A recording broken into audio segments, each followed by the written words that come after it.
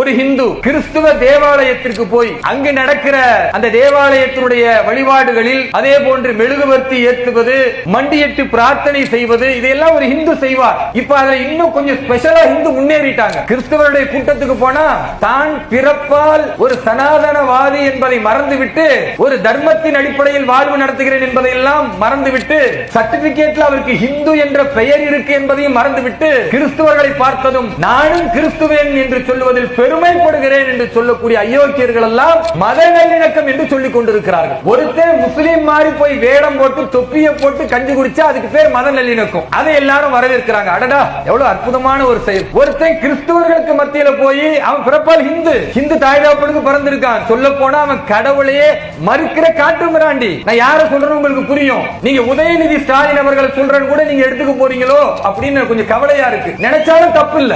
அப்படிப்பட்டவர்கள் மத நம்பிக்கைக்கு அளவுகோல் என்ன?